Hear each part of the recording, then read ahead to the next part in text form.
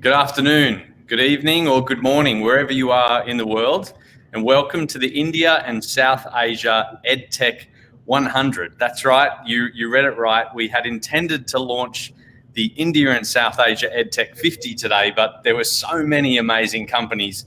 It was difficult to get to 100. We'll talk a little bit more about that shortly. My name's Patrick Brothers. I'm the co-CEO of HolonIQ. With me today is my co-CEO, Maria Spies. Hi, everyone. And Sunil, who is AWS's Head of Education for South Asia as well. Welcome, Sunil. Hey, hi, everybody. Awesome. All right, let's make a start. We have a action-packed 45 minutes for you ahead. We have people from all around the world joining us right now as well. And we've got a lot of friends from India, I can see. A lot of friends from this time last year when we were in India together with Sunil and the team at AWS.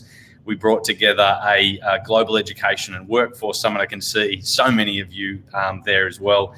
We've got friends who really should be asleep right now from the time zones. I can see that they're in as well. Thank you so much for everybody here who has joined us. We've got a wonderful session lined up. You'll receive a recording shortly after the session as well. So no need to fear about that. Really quickly, in terms of a run through, we're going to pause and just hear a little bit from Sunil about what AWS is seeing. We think they're just incredibly placed to look from both a technology perspective and a South Asia perspective. After that, we're going to share and unveil the India and South Asia EdTech 100. And then we're really privileged to have 4 of the superstar teams as part of the 100 who are going to share a short 5-minute overview of their organization with us to give you a taste of just how amazing these teams are in India and South Asia. All right, I'm going to hand over shortly. Let me just remind everybody before we do just how enormous South Asia is. There is nearly 2 billion people in South Asia. Across and as defined, we follow the World Bank definition all the way from Afghanistan, Pakistan, India, Nepal, Bangladesh, and Sri Lanka. It is an incredibly vibrant region. It's really grabbing the attention of people all over the world right now as well, specifically in education technology. And it's one of the reasons we're so excited about the India and South Asia EdTech 100 today. I want to hand over, however, to Sunil to give you the opportunity to share some insights as well. Okay, thanks everybody. Good evening to you. I really won't take too much time. Just want to walk you through.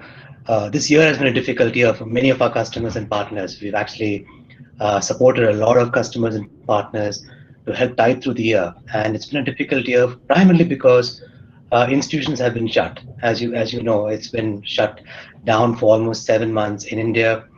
In Bangalore, where I'm from, it's been shut now for the full year. It started in February, sitting in November right now. The year has been taken away.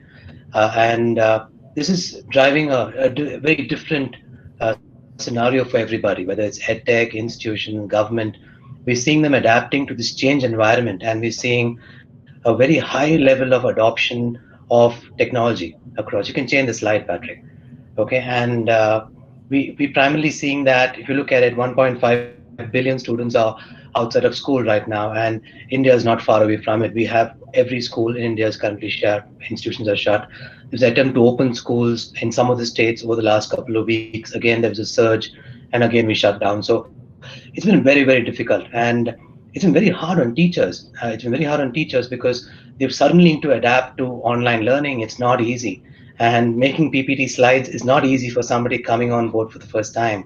And that's a struggle many teachers are going through. So teachers getting used to IT is becoming a huge challenge across K-12, across higher education.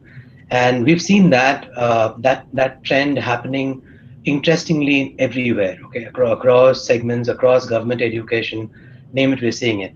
We've also seen the absolute awesome nature of our edtechs, right? I don't think they get enough credit for the work that they do because they've been able to scale literally seamlessly over the last 10 months.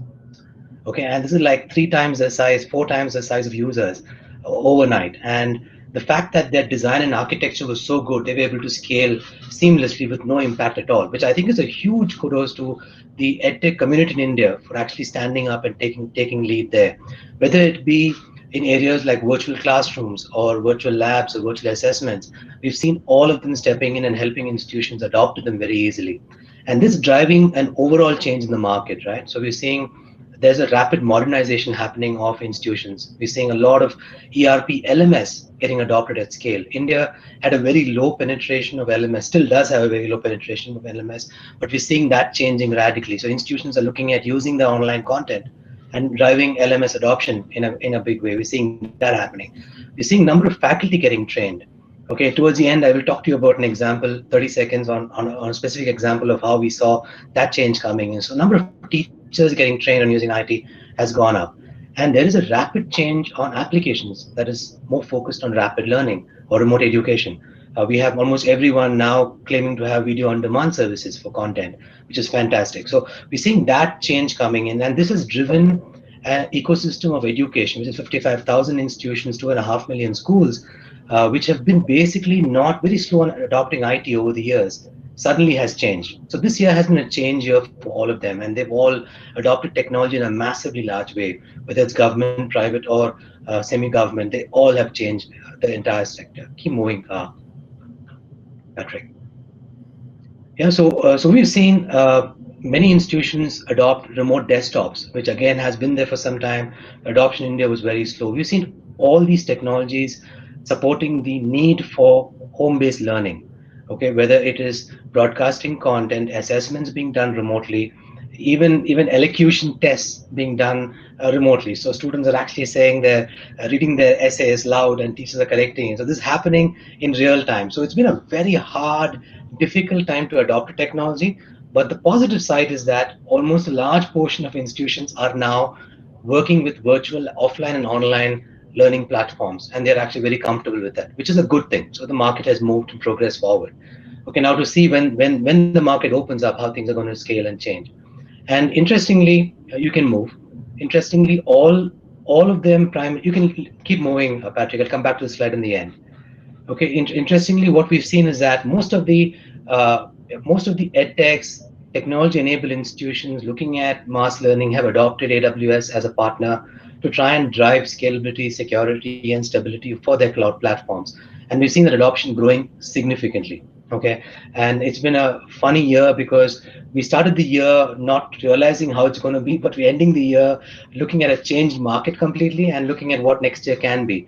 And that's completely been a great eye opener for us across all segments, including nonprofits, where we've seen adoption of technology scale big time for everything that they do, which is very interesting.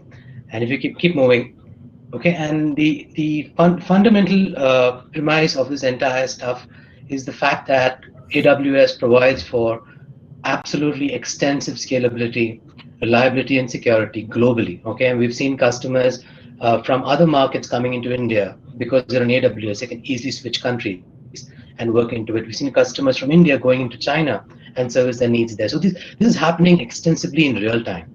And all this is primarily driving to the fact, you can change the slide, driving to the fact that when you have a partner like AWS, you're able to scale in an absolutely unbelievable pace and size. Okay, I'll take maybe another 30 seconds more, Patrick. I just want to walk you through two case studies that we've done, which I think is very interesting. One case study is with the government of Delhi, where they were looking at adapting to online learning. And their government schools, they had a bunch of government schools do not have technology. And a partner called Career Launcher in Delhi went ahead, engaged with the government, and actually provided for moving their entire 900 schools onto the cloud. Okay, and at one point of time, they had about 50 to 70,000 children attending virtual classroom on a day-to-day basis.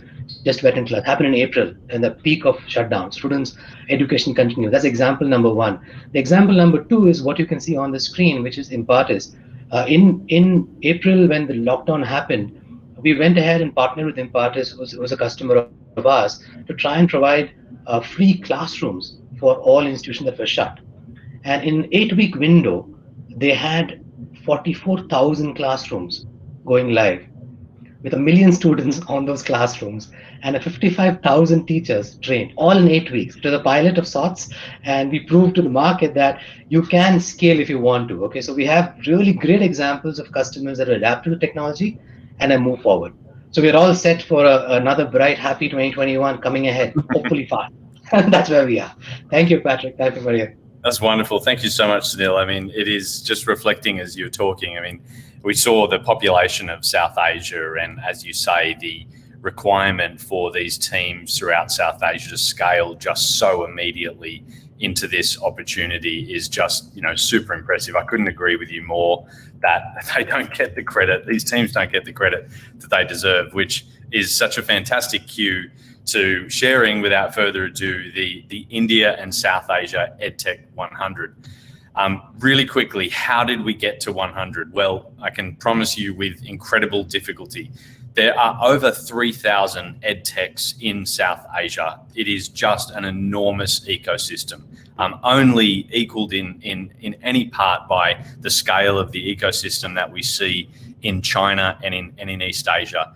We looked at 3,000 organizations. We received applications over the last 8 weeks, and we looked at 5 key criteria that our team score on. And then together with market experts from South Asia, we, with incredible difficulty, came down to 100. As I said, the intention was to announce today the 50, but we just couldn't get down to 50. It was just too difficult.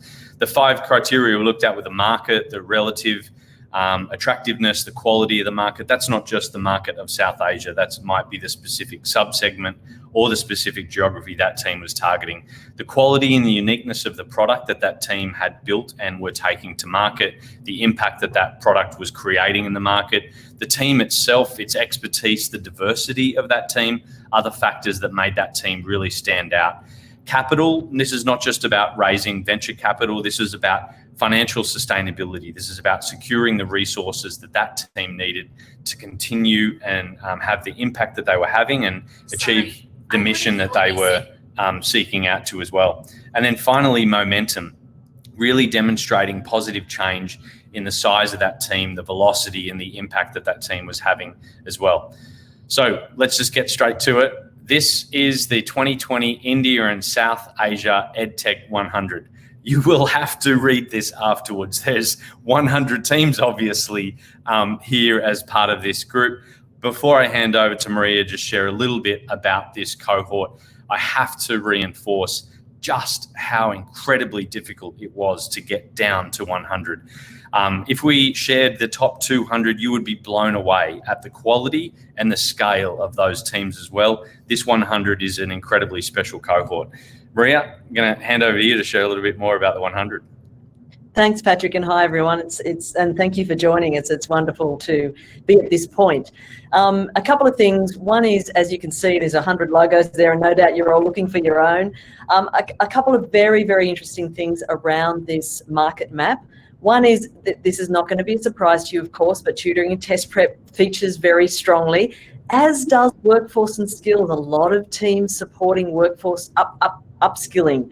And then one of the things we have noticed around the world as we've been doing these market maps and looking at the top teams around the world, there's a lot more, and Sunil, you mentioned it as well, there's a lot more teams focusing on supporting a B2B market these days, of course, because every institution is now looking for a digital solution. And so we see that as well here in management systems, learning environments and so on. So Patrick, if you want to jump into the next slide. Okay, so just a few cuts of the profile of the India and South Asia EdTech 100. Workforce, higher education and K-12 are very evenly split. And this is not always the case. Often K-12 is huge, or, workforce is huge in these other markets, but very, very even. And that shows to me the way in which the India and South Asia sort of EdTech startups are supporting all parts of the ecosystem, i.e. there is a demand across the whole of the different parts of the sector. And on to the next one, Patrick. Another sort of few different cuts here. It's no surprise to see such a huge number in India. It's a very, very big growth market, and wonderful also to see quite a number in Bangladesh. We were interested in the age of the EdTech 100 to see how long these teams have been around. Almost half the teams are less than 5 years old. Again, this is not a normal profile for some of the other markets that we've been undertaking around the world. It's a young cohort, and that speaks to the market, of course. And it also speaks to what's going to be in the next 5 years when those teams that are under 5 years old now really hit their strides as the market grows and digital demand for both B2C and B2B continues. And so relatively young group. And even, you can see like I think 20% founded in the last couple of years. This is significant given, remember what Patrick talked about in relation to momentum and capital and so on. It's hard to do just in 2 years, but you see the growth in this market. On to the next one, Patrick. Okay, so a little bit more about the breakdown of that market map of the segments. What we see here is around 20% of the EdTech 100 here in India and South Asia being in tutoring and test prep, and another 20% being in workforce and skills. They're the two largest segments. And then we have a relatively even set in terms of management systems, and that's those teams that are supporting institutions to deliver access, to deliver outcomes, to learning environments, and so on like that. And then, content and resources. Of course, digital content is particularly important right now.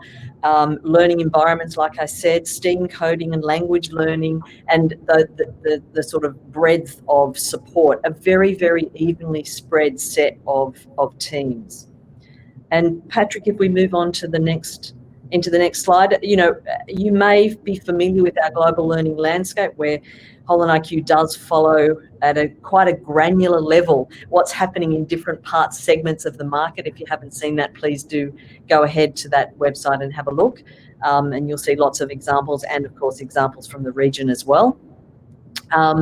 This is part of our global. We are looking at shining a light on different segments and different sectors around the world, different geographies. And each has its own personality. We have been, of course, this is the LATAM EdTech 100. Latin America is very, very strong language learning and strong upskilling area. And on to the next one, Patrick, we see the Nordic Baltics. They, hugely strong in the whole pedagogy side of things.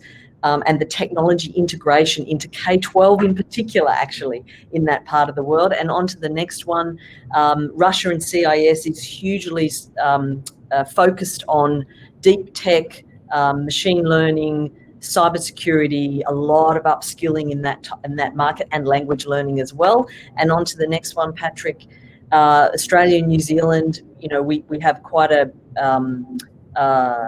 balanced set of EdTech startups there, and in particular in international education, of course, and higher education as well. And on to the next one, Patrick, we've got more to go. Yes, Africa EdTech 50, which was one of our first ones. It's an amazing set of companies there in that part of the world, and language and literacy very important, and teacher support. And again, Sunil, you talked about how important that was, especially now in terms of supporting teachers who can then amplify, of course, the digital side of learning for all their students. And Patrick, if we move on to China, was actually the very first one, and that's the 2020 China EdTech 100, which we completed at the end of 2019. And at no surprises, of course, lots and lots of tutoring and test prep as well in that market, very big B2C market, and lots of big valuations, as you can imagine. And I think we've done the tour of the world. All these are available, of course, on our website. I'll hand back over to Patrick. Awesome. Thanks so much, Maria. Look, now my favourite part of these sessions, it's one thing to announce 100. It's a whole nother thing to meet some of these teams. We are really, really privileged to have kind of 4 really senior executives and founders from some of these 100s. And these, I don't think it's any surprise to folks who have spent time with us in India, are some of our favourite teams. Before we start, I'm passing on apologies from Anita Kishore from Byju's, who, due to unforeseen personal circumstances, can't be with us today. We're really, really disappointed that Anita couldn't be with us, especially given she is, really one of those kind of next generation women leaders who is really helping diversify and demonstrate to all the other women entrepreneurs in India that EdTech is a space that needs amazing women leaders as part of that as well. Look, as we start, I'm going to start with Upgrad. Let me just find Mayank. Mayank is going to join us. Alrighty. Mayank Kumar is co-founder and MD of Upgrad. Upgrad, if you're outside India, is one of those names at the moment that everyone is asking about. Who are these Upgrad guys? Where do these Upgrad guys come from? Mayank, could you share a little bit about Upgrad with us all? No, perfect. Thanks, Patrick. Thanks, Maria. Thank you for inviting us. I cannot envy your job, but to say cutting down from 3,000 to 100 would make you a lot of friends and would make you a lot of enemy. I did, on lighter note, because we have a lot of our colleagues out here. On the first page of my slide, Patrick, I put across #1 online higher education company in India. And I know that in 2 sessions from now, when Mohan comes in and when Anand comes in, I'm going to get disputed on that particular fact. But let me stay with that particular point. But thank you very much for inviting us to sort of talk about it. Look, I don't want to talk a lot about Upgrad, but I do want to maybe just touch upon why what HolonIQ is doing right now is relevant and critical, and why this top 50, top 100 EdTech ecosystem is critical. Now, I'll run you through our journey, and maybe in that process, perhaps try to round it up by saying why what we're doing is important and why what we're doing has a slightly longer arching sort of thought process rather than just being on the top 50 or top 100 list. Look, at Upgrad, we are in the online higher education space. So to Patrick's question, who are these guys from Upgrad and where are they from? We are from Mumbai in India. We are focusing on catering to higher education ecosystem, working professionals starting post K through 12, and offering online programs that enable people to move up in their career, move up in their journeys. Largely targeted towards working professional, but slowly we are expanding beyond the working professional ecosystem as well. I think for us, but very important, as you can see on this slide, is to deliver high quality programs at scale. So hitting 1 million plus learners, achieving 100% plus growth year on year, achieving an 80%, 85% plus completion rate or 40, 50% plus NPS, and driving career outcomes for our learners. Those are critical things for us. And that is what has allowed us to being amongst one of the most fast growing and one of the most innovative companies coming out of India. If you move to the next slide, Patrick, when we started off, guys, why we started, because when we launched Upgrad around 2015, we realized that a lot what was happening in the EdTech and online higher ed space was broken. It was a lot about making content accessible, which was in the zone of becoming a better content library. And we wanted to be in the education space. And therefore, solving for the problem was critical for us. But at the same time, driving impact at scale. I think all 3 of them coming together was why we started with Upgrad. And therefore, while doing so, we took an approach on the next slide, Patrick, is we said we will do a full stack approach to education. We will control content. We will engage in student support services. We will have our own technology platform that can drive outcomes for our learners. And that's a very critical thing that I'm talking about for a lot of folks who are listening to us, that in education, unless you control the full experience of the learners, it's difficult to drive outcomes. If you're doing piecemeal services, scaling up beyond a certain threshold level gets quite challenging. And for us, that's the thought process with which we started with Upgrad. And that, over a period of time, if you see our journey on the next slide, Patrick, is allowing us to move from focusing on working professional, and now we are launching undergrad, postgrad degrees. We are in the enterprise ecosystem. We are offering programs for first-time job seeker. Now we have presence in Southeast Asia and EU, EMEA region as well. With a very strong core of learning delivery, we have managed to scale and moving to our vision on the next slide, Patrick, which is about powering career success of every member of global workforce as their trusted lifelong learning partner. And that's the vision that we are carrying for Upgrad, that, look, we need to be focusing on career success for the global workforce, but be the trusted lifelong learning partner. It cannot be a transactional service. And that's where we see Upgrad on the next slide, Patrick, as right from the time you have come out of K through 12 for a first undergrad degree, and then you move to the first postgrad degree or executive education or PhD.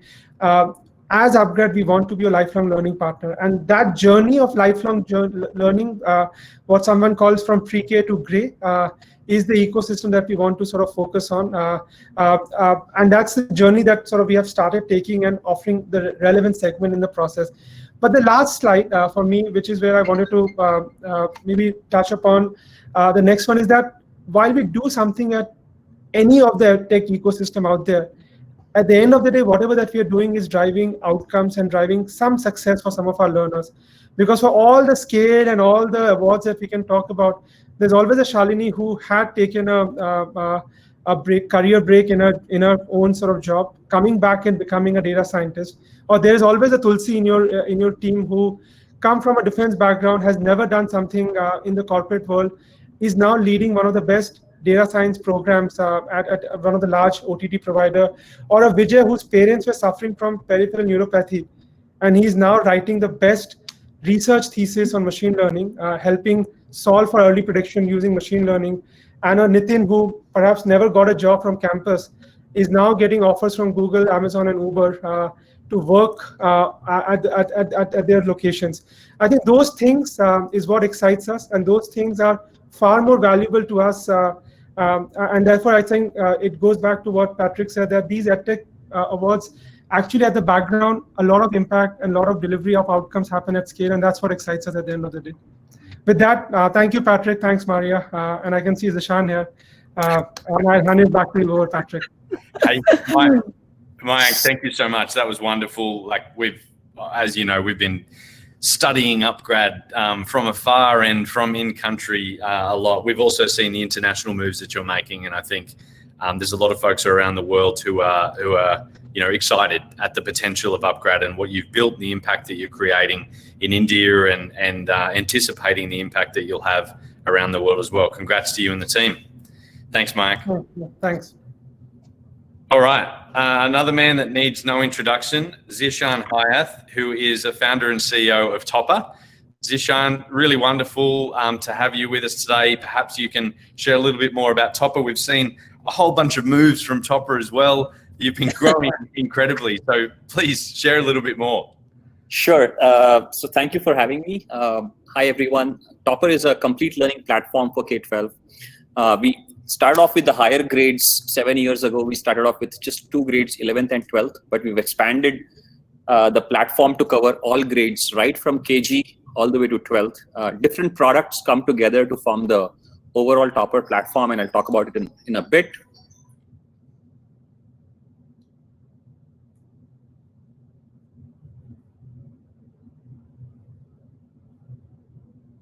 Oh, we've still got Zishan.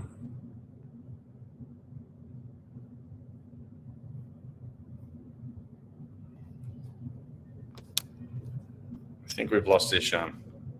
Maybe move on to the next one and we'll come back. Yeah. All right. Hang in there, everybody.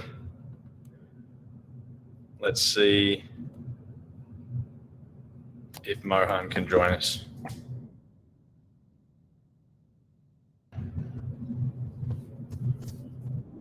Oh, we got you back.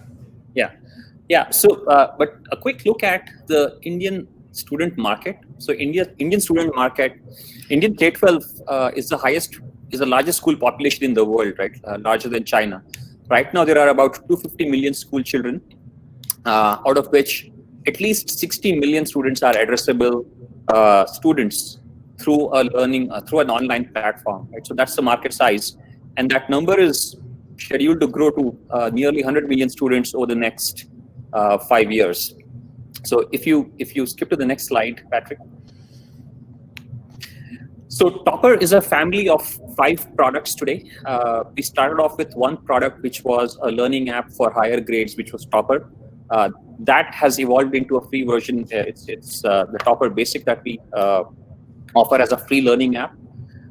There is a Topper Plus, which is a premium learning app for school students. And there is a AI-based homework help app called Topper Answer. And in 2020, we moved ahead and launched 2 more products, Topper Coder and Topper School OS. So between these, Topper Coder is a early age coding learning app, and SchoolOS is an end-to-end platform for schools to run online. Between these 5 products, we cover the extracurricular space and the curricular space. And for the first time, what we're trying to do is we're trying to link in-school learning with after-school learning. So far, the gap has been, there is a large after-school market and there is an equally large in-school market, but you don't share data between each other, and you really don't know what you learn after school, and the after-school coaching classes have no idea what is being taught in school and what is required in school. So the SchoolOS and Topper Plus are seamlessly connected, and because they're built on the same platform, there is an opportunity for us to integrate the learning experiences in school and after school. So yeah, I'm just detailing out the products in the next slide. Yeah, just describing the products in detail. But if you skip to the next slide, Patrick, I think I covered this. So all the 5 products are built on the same stack, on the same platform, right? And as Mayank was saying in his short talk, it's super important to build a full stack. In education, it is super important to build a full stack. And over the last 7 years, we've been able to build a full stack of a layer of apps across all different platforms, iOS, Android, web, mobile, a bunch of learning modules to make the learning comprehensive, covering the entire syllabus that India is fragmented into over 25 different school boards and close to 100 different exams, building all core technologies to cover search, practice, OCR, chat, live classes, and then going and populating your digital library with super deep content, right? We've built out 3 million learning pieces that reside in the library that can be fetched as and when required, and then building a community of teachers and tutors that are available on demand 24/7 as and when required, right? So there's a full stack approach that is required to build the products. And once you've done that, I think it's fairly easy to then customize products for different use cases, which is what we've done. If you skip. So yeah, what we try and do is we try and create a full learning experience for the student, right? Traditionally, with the offline classes or with the coaching classes, what has happened is they only focus on maths and science subjects, or they only focus on a few learning modules, like either lectures or exams. What is required is different students need different learning interventions at different points of time, no-brainer. So you need a full 360-degree learning, whether it is learning through live classes, revision stories, or video classes, or practicing through adaptive practice, daily exercises, or practicing for test prep, or being able to ask questions with a picture, ask questions live to a tutor, or seeking mentoring from a dedicated mentor, or getting a timetable created, or progress reports created, right? So what we try and do is we sort of bucket our product into these 4 different corners, into these 4 different modules. Although on a 2-dimensional page, it looks like 4 nodes and 3 pieces per node, but it's all like very seamless, and it talks to each other in a very seamless fashion. Nevertheless, it covers the full 360 that a student needs to learn. So this is pretty much everything that the student needs. We cover all the boards, or like majority of the Indian boards. We try and do 58 different exams out of a long tail of 100 exams that students prepare for in India. And we cover all 17 subjects in the school that students are learning, and not just restricted to maths and science. So yeah, this is our platform, and it's all built on a super deep content library, about 3 million learning pieces there, over 100,000 video classes, over close to 2 million questions with 1.3 million stepwise solutions that all come together to create a very deep learning experience. Yeah, and I think this is the most exciting slide about India and the depth of Indian education market that is now available online. If we thought about it 5 years ago, it would have been difficult to guess that you could have 10 million monthly active users on any Indian education site, right? So we started laying the foundation for this mid last year in 2019. Pre-pandemic, we grew from 6 million monthly active users to 12 million monthly active users by April. During pandemic, we grew from 12 million monthly active to 35 million monthly active users. Now, for context, this is almost 10% of Indian internet traffic hitting just one education site. It actually even amazes us that there are so many learners out there who want to hit your site, pick up content, and continue learning. So I think that's the topper story. And back to you, Patrick. Awesome. Zishan, it's just amazing. You guys are just a rocket ship at the moment looking at those charts. We really enjoyed watching the launch of Coda and School. And I suspect that that's part of explaining why you guys have had such incredible growth. Hey, thank you so much for sharing a bit more about Topper with everyone today, and congrats for being one of the rocket ships and setting the trend and showing everyone how it's done around the world. Thanks so much, Zishan. Thank you.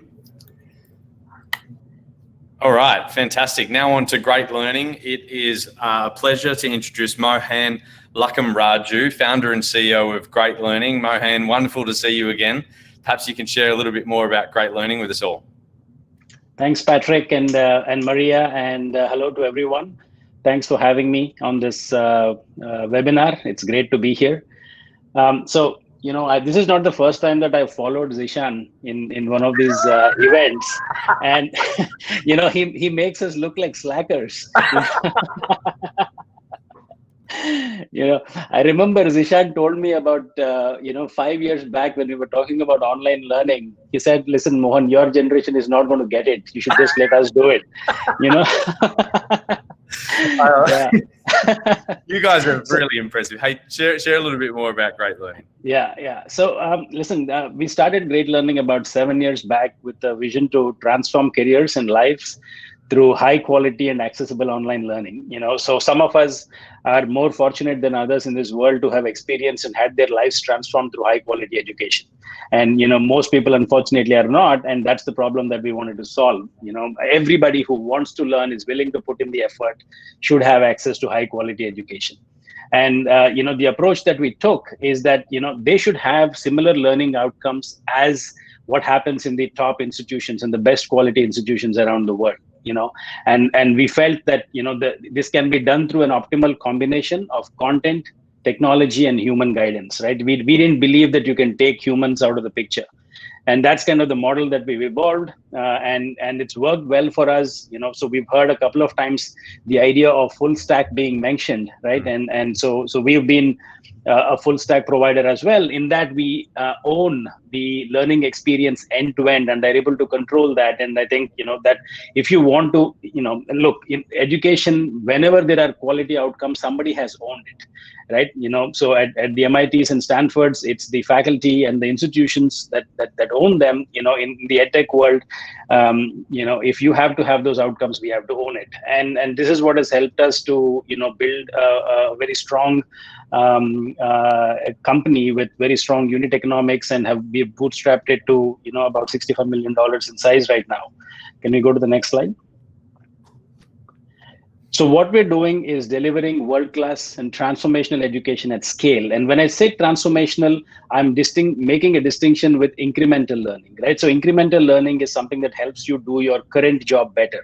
Transformational learning is something that gives you a new competence to enable you to do something you weren't able to do before, right? And that's what we focus on, transformational learning. We collaborate with some of the top academic institutions in the world, whether it is a Stanford or an MIT, Northwestern, or in India, the IITs, and so forth. So our programs are offered in multiple models, online, blended, and boot camps, basically to suit the learning preferences of various learners. And so we are unique in the sense of having developed all of these learning models and achieving learning outcomes across all of these models. And it's done by having project-oriented learning, very, very experiential, real-world problems, and as I mentioned, with hand-holding and support. So we've delivered over 50 million hours of learning, and scaling rapidly. We've had about over 30,000 paid learners and over 650,000 free learners coming from over 100 countries. So one of the things that we've seen is that everywhere in the world, our hypothesis originally was that learners in India need support, right? Because the Indian education system doesn't encourage us to be independent. We felt that this is an India-specific issue, but what we are realizing that anywhere in the world, people appreciate that support. People appreciate the guidance. They appreciate the hand-holding. So we are able to have 90% completion rates because of all of that. across a very large population and growing population of learners.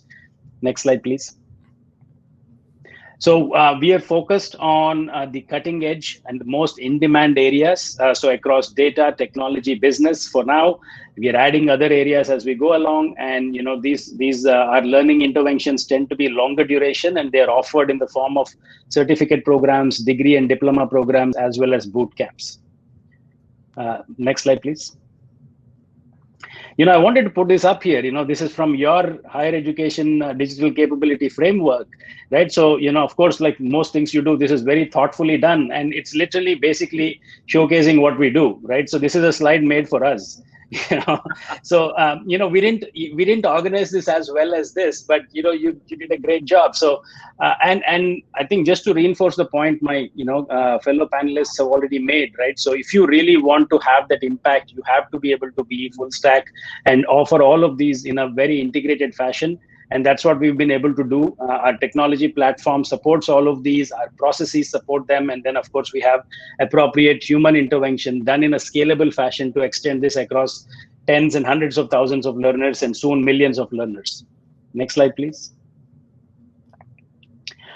So this is to just give you a sense of the spectrum of knowledge professionals that are able to benefit from this. Right? As you can see, they come from all different industries, many different educational backgrounds, spanning across work experience, almost equally divided between, at different stages of their professional careers, geographically distributed around the world, India being the largest because that's where we started and that's where we were for the first 5 years. And of course, most of it being online. So this is just to give you a sense of the diversity of the folks that are impacted by this learning. Next slide, please. So this is to my point made earlier, the combination of in-demand skills, the credentials from top universities and the personalized mentorship is something that we are finding is a very compelling value proposition globally. And therefore, now we have learners overall from about 145 countries. And so, if you asked me 7 years back, we wouldn't have expected this to be the case, right? But people are appreciating somebody helping them learn. Next slide, please. So, we have been obsessed with learning outcomes from the very beginning, and a lot of our effort goes towards delivering similar quality learning outcomes as what happens on campus. So, we have 90% completion rate with very high ratings across various platforms. And the most important aspect is that, just in the last 12 months, 33 of our students' projects have been published as papers in conferences and journals. Now this is not something that you typically associate with EdTech companies or online programs, right? So I think this basically talks about the rigor and the quality of the learning that happens and kind of serves to be the benchmark, where we benchmark ourselves against the best, traditional institutions, right? So this is kind of a barometer of that. Next slide, please. And the most important thing for learners is that they're able to convert this into career transformations, because ultimately that's what they're coming for. And to add to what Mayank said, there are so many amazing stories of transformation that people have gone through, from difficult situations, just sheer grit and sticking to, the prescribed course of action and then actually emerging successful out of it. And of course, we do a lot to support them within. So 60% of our learners, have a career transition within 6 months, and, they have a substantial hike in their salary when that happens, and ultimately that's the transformation and that's the impact that we are able to have. And our hope is that we are able to make this happen for as many people as possible, so that high quality education that can change somebody's life is basically accessible to anybody who wants to put in the effort. Thank you. Awesome. Thank you so much, Mohan. Mohan, I'm definitely missing. It was just over a year ago that we were at your brand new Bengaluru office on the rooftop with 20, 30 other executives from around the world, and I'm really missing hearing you share all these insights. I'm missing those times, and crossing my fingers that next year we might be back at that office or one of your other offices in India. So and the office is not very used, so it'll still be brand new. That's a good point. Well, look, I all the best to you and your team. Congratulations again. Always super impressed to learn more about great learning, and thanks for joining us for a little bit today as well. Thank you. Thanks, Mohan. All right. Let me introduce Anand Narayanan, who's the Chief Product Officer at Simplilearn. Anand, much like our time with Mohan, it really was just over a year ago that we were with you as well at Simplilearn in Bangalore and learning more. Perhaps you can share a little bit more with everybody here today about Simplilearn. We'd love to learn more. Absolutely. Thank you for having me here, by the way. Really thrilled to be in this forum. Of course, always tough to follow some of the best companies in India, I come at the very end, but I'll take the best I can with the time I have. But just maybe to see the first slide, just to start off, Simplilearn basically has been in the business for about 9 years, seriously about 10 years total. We started off as a blog, and the idea of the blog always was to upskill people with digital skills. And over time, we realized this could be a training business at some point, right? And so we got pretty serious about creating a training business out of it. Here we are. We train globally 150 plus countries, and we train them in a bootcamp style model, which is why our clip is a little different. We are the world's #1 online bootcamp that you've never heard of. And I say never heard of because you hear names like General Assembly and you hear these kind of names pretty commonly talked about. And we're about 5x that size, right? So we're the biggest bootcamp in the world today. I'll talk about the numbers in a few minutes. We're also globally, we're the #1 in terms of platform engagement and styles. We won big innovation award last year. So that's another quick call out. But let's talk through what we do and how we're different or similar like to the rest of the world. Awesome. All right, next slide. At a very high level, we focus on 4 big domains, and we're in the professional upskilling space, so really keep it very specific to digital skilling. We teach digital business leaders how to do digital. We teach technologists how to do technology, and we teach operational folks how to do digital in operations. So you'll see project management, agile, quality management, those topics over there. And then we do data science, data AI, machine learning, natural language processing. So those are the mega domains we are in. We don't do guitar classes or piano classes. So absolute focus on digital skilling. And next slide, Patrick. And we do this with us, with sort of programs that start at the very basics and then go up all the way to the more advanced levels. We provide free learning, more than 1,200 hours of free learning that's provided to anybody who wants to learn for free. And these programs that you see for free are actually part of our paid programs. We just made the video content free, and we believe that video content should be free, just like YouTube's done. And so all our video content is completely free. Now, because we are a boot camp, our real value proposition is live synchronous teaching, right? So we have what we call masters and certification programs, which we partner with companies like Amazon and Microsoft and IBM to deliver those. And then we have what we consider postgraduate programs, which we partnered with industry leaders and also with the MITs, the Caltechs, and the Purdue's of the world, so that we can bring affordable education from these top institutes absolutely to the global masses at a very affordable price. So those are the product sets that we have. And next slide, Patrick. And we do this at a very simple level with what I consider a classroom immersion process online. So if you look at a university, you typically, you read a textbook, you go to class, you learn from a faculty, and then you do projects and you prove that you actually learned it. That's exactly our process except online. So you basically have 20% learning in asynchronous videos, 60% of learning in live sessions that you've interacted with experts, practitioners, faculty at various top universities. And then you have capstone projects that you have to submit to really show that you've actually completed the work. And much like what you heard before, we do provide career assistance, and we have a very high completion rate, which we'll talk about in a minute as well. Next slide. Just some numbers really quick. These are conservative numbers, last year's numbers, if you may. But we get about 20 million people on our site every year. And out of those, about 150,000 enroll with us on the paid programs. Out of those, anytime you go to our learning platform, there's about 70,000 concurrent active users learning. And when you look at boot camps, that number is about 5x of the next biggest boot camp, right, where it's live, synchronous interaction. We actually do close to 13,000 live classes a year. 700,000 hours are spent on our labs every year, where we provide integrated labs. You're learning data science. You've got a Jupyter lab. You've got a Python lab. You can actually learn on your own on those labs without installing anything at all. So it's meant for seamless learning. About 80,000 capstones are actually submitted every year and evaluated by our, dedicated 24/7 global teaching assistant team. And every month, there's about 210,000 hours of live interaction happening in these bootcamp style training programs. Next slide. And look, we do it at scale. We do bootcamps at scale, a lot of live interaction, but we don't do this by compromising quality. Net Promoter Score, a very important measure of our success. Our Net Promoter Score right now is 80, and it's actually climbing every year. Last time I did the same presentation, I said 75. So good news is we're actually going the right direction. We're at 80 right now. 85% of our learners have career transition 6 months into the, after graduating. And our completion rates vary from anywhere from 80 to 90, but I'm going with a conservative number of 80% plus of those programs. We've actually been recognized for customer service orientation, and some of the stories, that Mayank and Mohan shared are absolutely true for Simplearn as well. That's been recognized globally by the Stevie Awards. We won gold, silver, and gold, and hopefully this year we'll win again. But those are the awards that show the impact we've had on learners who come to our platform.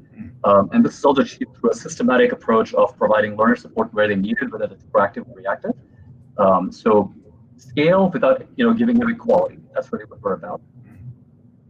Next slide, Patrick. Thank you. And we also are in the top 20 globally for the type of curriculum we build. You'll find that 2018, 19, and 20, and now 2021 is coming out soon. We're actually in the top 20 global curriculum development companies, alongside Harvard Business Publishing and some of the big names that you might hear of. And like I said, this year and last year, we won the Innovation Award for our technology platform, which is homegrown and built inside. Here you see a little bit of a screenshot of the lab that's actually integrated. You click on it, pops up, you start actually coding and practicing your skills. It's a very integrated platform for learners to make sure that they have no reason to stop learning and continue getting the results that they would like to see. Next slide, Patrick. Thank you. And that's about it. So Simplearn, we are here. We do about, like I said, 150,000 learners every year, close to 12 to 13,000 live sessions every year, and we're in the space of digital skilling for professionals. Thank you, Patrick. Thank you, Maria. Awesome, Anand. So incredible. I mean, Simplearn's a global business, right? It's just enormous in terms of the scale. It's funny how we kind of Simplearn is, born in India, but kind of born global as well. Your scale just blows me away every time you go through it, as well as the kind of breadth of the programs that you're offering. Congrats, and thank you so much for joining us and spending time with us, Anand. I really appreciate it. Thank you, Patrick. I'm glad to be here. All right, we're nearly there. So, Maria, I just wanted to kind of pause for a second before we close, kind of get some reflections. What's your take, kind of reflecting back on the 100 and hearing from those teams again? Yeah, thanks, Patrick, and thank you to all the presenters, and congratulations to you, but also to everyone who's in the 2020 India and South Asia EdTech 100. One of the things that there were quite a few themes that were popping up over and over within these presentations, and themes that I really, really love to hear. Many of you who are in the audience will have been working in and are working in education for many years. One of the things I love to really hear, and what I heard today, was an absolute focus on the student and learning and outcomes. And really that's what it's all about. Education traditionally, for a number of years, is a really big focus on inputs and what we do and how we do it and the content and but actually it's the outcomes that matter. And so having a very clear focus on that, and I love to see this open approach to using technology and using the tools that are available to us for student outcomes, and caring about the whole journey, managing the whole journey, and owning that. I think that's really important. And finally, in terms of course, these are the top teams we're hearing from, and India in particular, but of course South Asia market as well. These teams are building effective sort of outcomes for learners at huge scale, and that's not easy to do. It takes quite a number of years, and these teams have been at it for a few years now, and then they're taking these models global, and that's wonderful. And especially now, Sunil talked about the difficulty of 2020, and these teams are supporting many millions of learners and teachers and schools and universities, and I think there's a lot more great things to come. Fabulous. Yeah, big congrats to everyone who's here represented as part of the India and South Asia EdTech 100. Kudos to you as an incredible cohort. But as we said, this is really the tip of the iceberg of an enormous ecosystem that are, as Maria talked about, very young as a cohort, but already creating impact across such an extraordinary part of the world. And as so many of us have talked about, some of the world's biggest and most successful edtechs are expected to come from India as well, given that's how they start their life as well. Look, that's it for us. Very shortly, you'll receive a recording of this webinar as well. As give us an hour or so and the team will be posting the 100 on the HolonIQ website. If you haven't already checked out the China, Russia, Southeast Asia, Africa, Australia, New Zealand, Southeast Asia, I hope I haven't missed any so far. We launched the Europe 100 next week. The week after, we launched the North America 100. And then we launched the Middle East and North Africa 50. When we call it a wrap, and we'll have completed an entire lap of the world identifying some of the most innovative EdTech startups around the world. Thanks so much for everyone who joined us. Stay safe and see you soon. Bye-bye, everyone. Thank you.